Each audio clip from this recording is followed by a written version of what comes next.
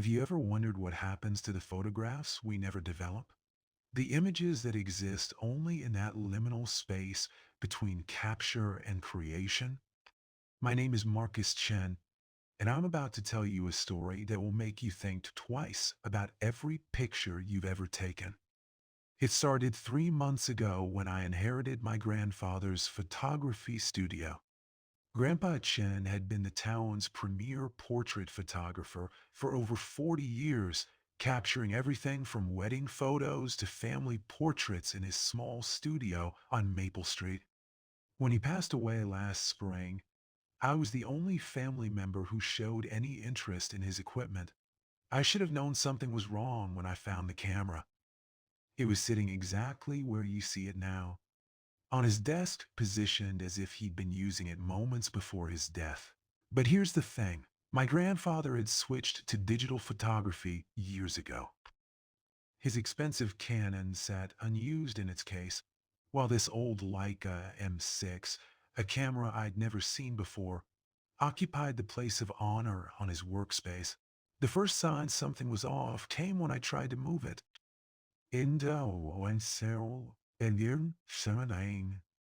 The camera was warm, not just room temperature warm, but body heat warm, as if someone had just been holding it.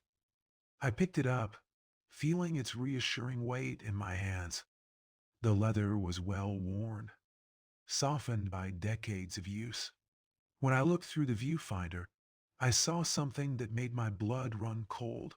The chair, that old wooden chair you're looking at, wasn't empty. Through the viewfinder, I could see the faint outline of a person sitting in a chair. Just a shadow, really, like a double exposure or a trick of the light. But when I lowered the camera and looked at the chair with my naked eye, it was empty. I convinced myself it was just my imagination. Grief can do strange things to your mind, and I had been under a lot of stress dealing with the inheritance paperwork. So I decided to focus on cataloging my grandfather's equipment and photographs. That's when I found the negatives, hidden in a locked drawer I'd almost overlooked. I discovered dozens of rolls of undeveloped film. Most were labeled with dates and brief descriptions in my grandfather's meticulous handwriting. Henderson Wedding, July 1985. Thompson Family Portrait, March 1992. Sarah's graduation, June 2003. But one roll was different. It was labeled, simply, "The last frame, do not develop." Now, I don't know about you, but telling someone not to do something is usually the best way to ensure they do exactly that.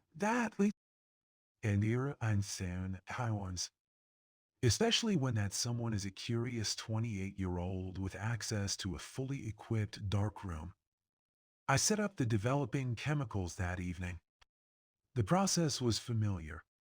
I'd learned photography from my grandfather as a teenager, spending countless summer afternoons in his darkroom watching images materialize in the developer like ghosts becoming solid. And the first few frames were normal. A young couple at what appeared to be an engagement party. A family gathered around a birthday cake. A group of friends laughing at some long-forgotten joke. All from what looked like the 1970s, based on the clothing and hairstyles. But as I worked my way through the roll, something began to change. The people in the photographs started to look wrong. Their smiles became forced, their eyes vacant. In one frame, a woman's reflection in a mirror behind her showed not her face, but something else entirely. Something with too many teeth and eyes that seemed to follow you as you moved. I told myself it was just pareidolia, the tendency to see patterns where none exist. But then I reached the final frame. The last photograph on the roll showed my grandfather's studio, taken from the exact angle where that camera sits now. The chair was in the frame and someone was sitting in it. But the person, if you could call it that, was wrong in every possible way. Its limbs were too long, joints bending at impossible angles. Its face was a blur of features that seemed to shift and change as I stared at it. And its eyes, God, its eyes were looking directly at the camera, directly at me. But here's the thing that really terrified me. In the bottom right corner of the photograph, I could see part of a date stamp. The photo had been taken just 2 days ago, 2 days after my grandfather died. I didn't sleep that night. Every time I closed my eyes, I saw those shifting features and those terrible knowing eyes. I kept telling myself there had to be a logical explanation. Maybe the date stamp was wrong. Maybe the photograph had been taken earlier and I'd misread it. But deep down, I knew the truth. The next morning, I drove back to the studio, determined to solve this mystery. I brought my digital camera, planning to document everything and maybe even contact some paranormal investigators. I thought I was being smart, prepared. I was wrong. The moment I walked into the studio, I knew something had changed. The air felt different, thicker, almost oppressive. And the camera, that old Leica, had moved. Not much, just a few inches, but enough that I could tell. It was now pointed directly at the door, as if it had been waiting for me. I approached it carefully, my phone ready to record. But as I reached for the camera, I noticed something that made my hands shake. There was a new photograph on the desk. It was a Polaroid, the kind that develops instantly. The image showed me from the previous night, standing in a dark room, holding the final negative up to the light. But in the photograph, I wasn't alone. Behind me, barely visible in the red-tinted darkness, was a figure. The same impossibly tall figure from the last frame, standing just out of focus, watching me work. I spun around, but the studio was empty, or at least it appeared to be. That's when I heard the sound, the distinctive sound of a camera shutter. But I wasn't taking any pictures, and there was no one else in the room. The sound had come from the Leica. I approached it again, and this time I noticed something I'd missed before. The frame counter showed 36, a full roll of film, but that was impossible. I'd seen the camera when I first arrived, and it had been empty. My hands trembling, I advanced the film and looked through the viewfinder again. What I saw made me stumble backward. The chair wasn't empty anymore. Through the viewfinder, I could see the figure sitting there, its two long limbs folded at those impossible angles. It was clearer now, more defined than it had been in the developed photograph, and it was looking directly at me. But here's what really terrified me. When I lowered the camera and looked at the chair with my naked eye, it was still empty. I tried to run. I really did. But my legs felt like lead, and the air seemed to resist my movement. It was like trying to run through water. And all the while, I could hear that sound. Click, click, click. The camera taking picture after picture of something I couldn't see. Finally, I managed to break free of whatever was holding me and ran from the studio. I didn't stop running until I reached my car, and I didn't stop driving until I was back at my apartment across town. But the photographs followed me. I found the first one slipped under my door when I got home. It showed me running from the studio, my face twisted with terror. But in the background, barely visible, the figure was following me.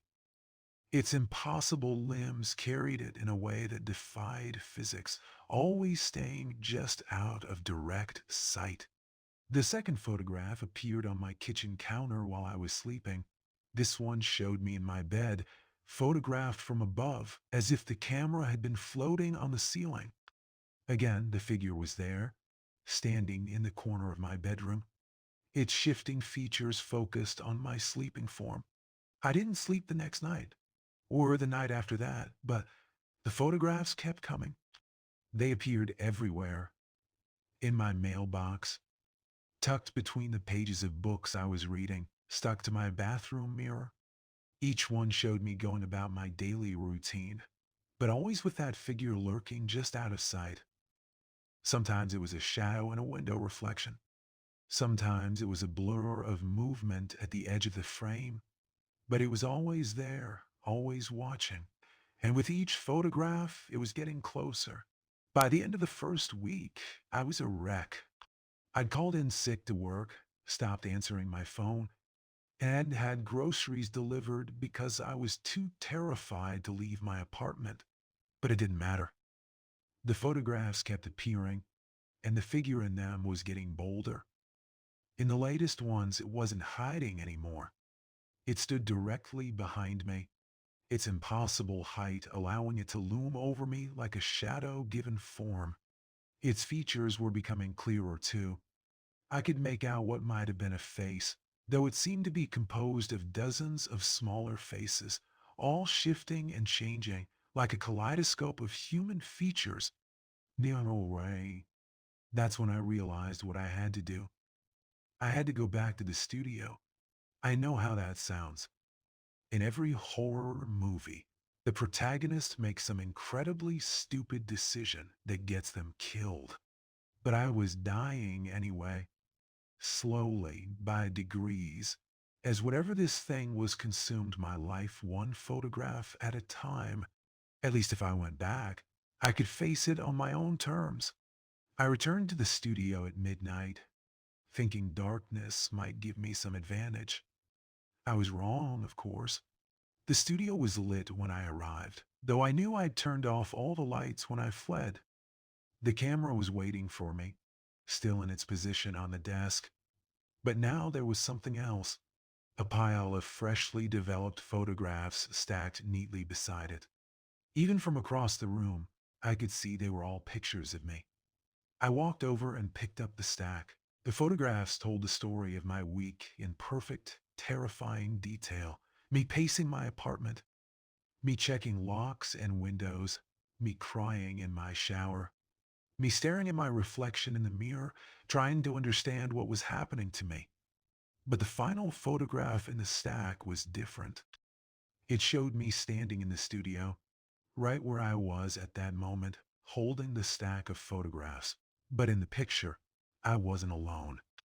The figure was standing right behind me, its impossible height making it appear to be draped over me like a living shadow.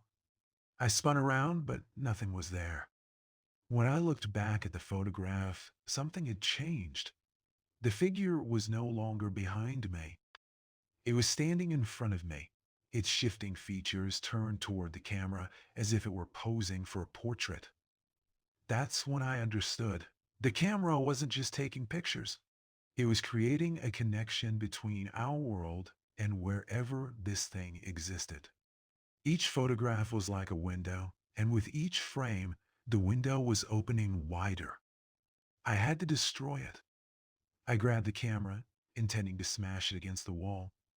But the moment my fingers touched the metal, I felt a shock run through my entire body. Not electrical, something else. Something that felt like ice water in my veins. And suddenly, I could see it. The figure was standing right in front of me, its impossible form taking up space in the real world. Its features were a constantly shifting mass of faces, old faces, young faces, faces I recognized and faces I didn't. And its eyes were the lenses of cameras, dozens of them, all focused on me. You see me now, it said, though its voice seemed to come from everywhere at once. You see me, and now you can never unsee me. I tried to drop the camera, but my hands wouldn't obey. It was as if the device had fused with my skin. Every photograph is a piece of the soul, the thing continued. Your grandfather knew this. He tried to stop me, tried to keep me trapped in the last frame. But you curious boy, you set me free.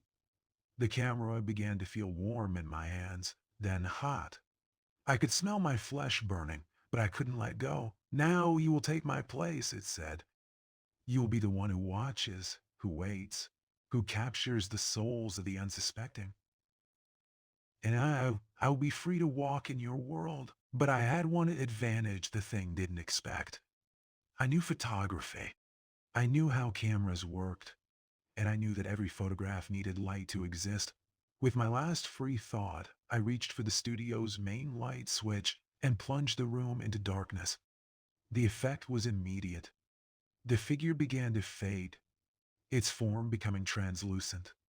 The camera's grip on my hands loosened. Light creates the image, I said, remembering my grandfather's lessons. No light, no photograph. No photograph, no connection. The thing let out a sound like 1,000 shutters clicking at once, a sound of pure fury and frustration. But it was already fading, becoming nothing more than a shadow in the darkness. I ran for the door, my hands finally free from the camera's grip. But as I reached the exit, I heard my grandfather's voice, clear as day. The dark room, Marcus. Destroy the negatives in the dark room. I don't know if it was really him or just my imagination, but I knew he was right. The negatives were the source. The last frame negative was still in there, along with all the others. As long as they existed, the connection would remain. I grabbed a can of developer fluid and poured it over the negatives, then struck a match. The chemicals ignited with a whoosh, and I had to jump back as flames engulfed the darkroom. The sound that followed was indescribable, like 1,000 voices screaming in unison, like the death cry of something that should never have existed. The temperature in the studio plummeted, and I could see my breath in the air. Then, suddenly, the fire died down as quickly as it had started, leaving only the acrid smell of burnt chemicals and melted plastic. The camera sat on the desk, but it was different now, cold, ordinary. Just a piece of metal and glass with no power beyond capturing light. I thought it was over. I was wrong. You see, I made a mistake. In my panic to destroy the negatives, I forgot about the photographs that had been following me. The ones that had appeared in my apartment, in my car, in my mailbox. They were still out there, still creating connections. It took me weeks to track them all down. I found them in the strangest places. Some had been blown by the wind into storm drains. Others had been picked up by strangers who thought they were just litter. Each one I found and destroyed weakened the connection a little more. But I know I didn't find them all. That's why I'm telling you this story. Because somewhere out there, there are still photographs of me being stalked by that thing. And every time someone looks at one of those photographs, they create a new connection, a new way for it to reach into our world. So if you ever find a strange photograph, one that seems to show more than it should, one that makes you feel like you're being watched, don't study it. Don't try to understand what you're seeing. Burn it. Because some images are too dangerous to exist. Some frames should never be developed. And some things should remain forever trapped in the space between capture and creation. I still have the camera. I keep it in a safe in my apartment, wrapped in black cloth so no light can reach it. Sometimes, late at night, I think I can hear it clicking softly to itself, as if it's dreaming of the photographs it might take. But I'll never load film into it again. I'll never look through its viewfinder again, because I know what I would see. I would see that chair, and I would see something sitting in it, something that looks exactly like me.